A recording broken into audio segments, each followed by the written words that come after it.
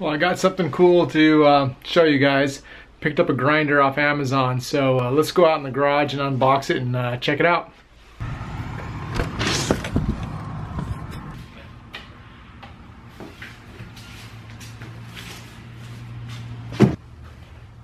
So most of you people know I like Makita tools. So I found this, I guess you could call it a knockoff Makita. And I don't know what to expect. I just randomly found this and it was very inexpensive. In fact, I'll show you the product here on Amazon right now.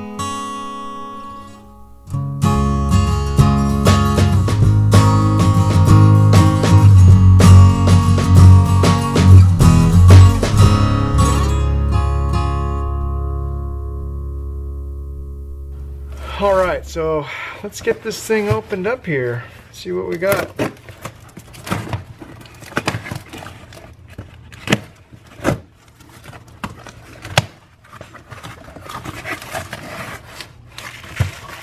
It's supposed to be compatible with Makita.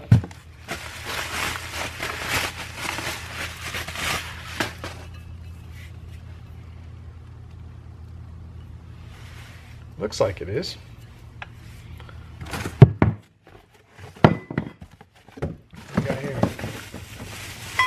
Oh, looks like we've got the tool for changing. Got a handle here. Looks like it can be ambidextrous. Actually, think about it here when I'm grinding. Yeah, I'm gonna set it up right-handed.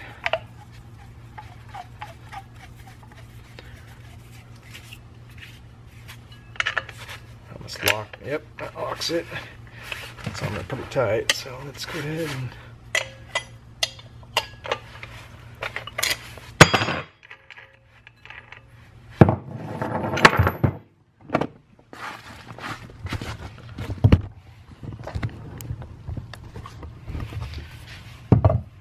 let's grab the battery out of here.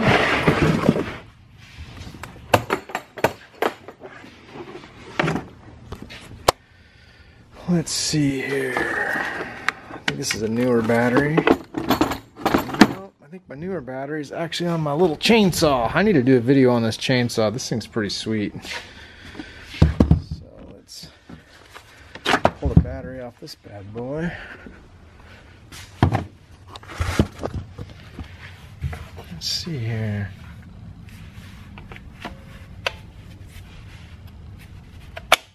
Goes right on there. Oh, that's weird. The switch turning on right here. See, what do we got here? Function switch? Doesn't seem to do anything. Maybe it has to be on.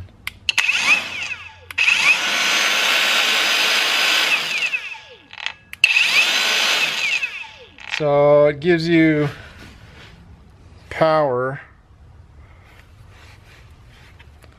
Must tell you the that's kind of weird. It's weird that you can't. Oh, the stickers are already coming off.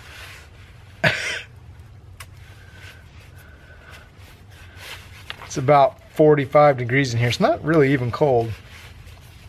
All right, let's get a flapper wheel or something on here, or a disc or something, and get something cut.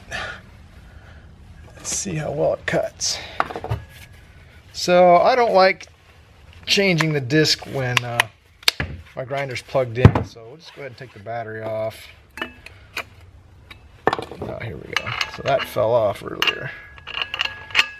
So that goes, locks in place.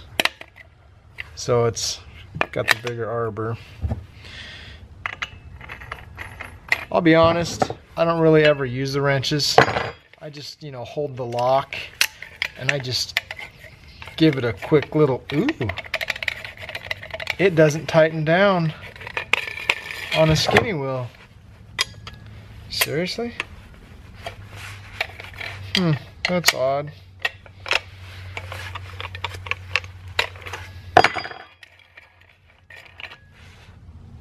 Okay, so maybe I can flip this around. Okay, there we go. Now I can just tighten it down with my hand. That's all I ever tighten down. Let's take a look at my other grinder.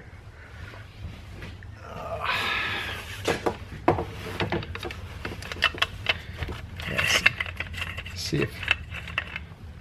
Oh, that's strange. I had to flip it around on that one to tighten down on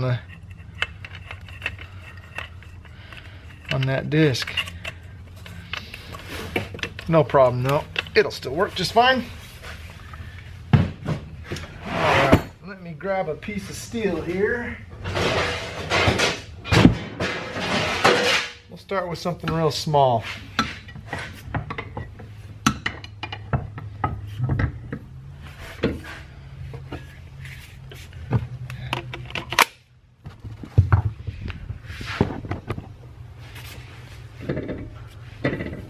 Grab some ear protection.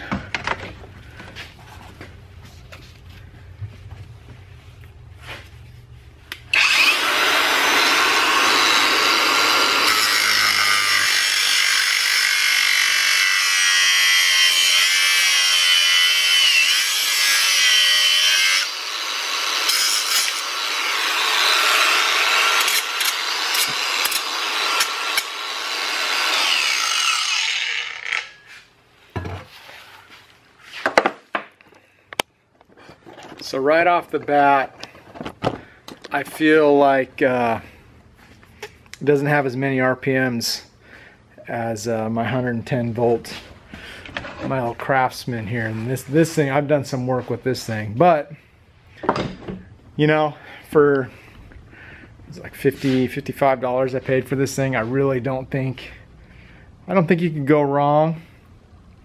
It's not the highest quality tool. You know, the plastic feels pretty good compared to, and the color's a little off with the Makita color as well. Actually, it's closer, the charger's more green.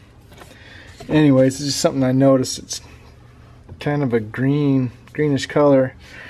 As for quality, you know, it's not made out of the best material. You can see the casting marks and such, but you know, for what I plan on using it for, you know, just when you don't have 110 volts, you just got to cut something real quick, or you know, work on the trailer or whatnot. I'm sure it will work just fine. Yeah, so I thought that felt kind of strange. I'm used to having the handle on the left side, so go ahead and flip that over. Flip that over to this side and it'll feel more at home. I don't think I'm going to actually be able to give a full review on this thing until obviously I've used it a little bit. We've got another Toyota to build. I don't know if I've ever showed you guys this, but we built this rig, you know, from basically scratch. And the flatbed and the roll bar, it's a propane powered rig. So I've done my fair share of grinding, and we'll give it a try. The one thing that I find really strange with it is I don't understand why they put an on and off switch right here. Usually, you know, on a grinder, you click it on and off up here, or you have a trigger on the bottom. You know, this Craftsman has this whole handle on the bottom is, you know, is a trigger, and it's got a lock to turn it on, which I don't use. I like to, you know, like a dead man switch. If something goes wrong, you can just let go and it shuts down. This little switch on the side, it's a little janky, but pretty cool. You know, pretty cool. I can use all my Makita batteries on that, and I don't know, we'll give her a try. So thanks for checking it out. If you guys are interested in buying this tool, I'll put a link in the description. It's not an affiliate link or anything like that, so I'm just doing this because I couldn't find any information on it online, and so I'm hoping to help some guys out, and we'll give it a good test here, And maybe I'll do a long time review on it here after we build that Toyota, and I can give you a better review on how it works and how long it lasts on a battery. Until then, guys, thanks so much for watching, and like, subscribe, and all the other stuff. Catch you later.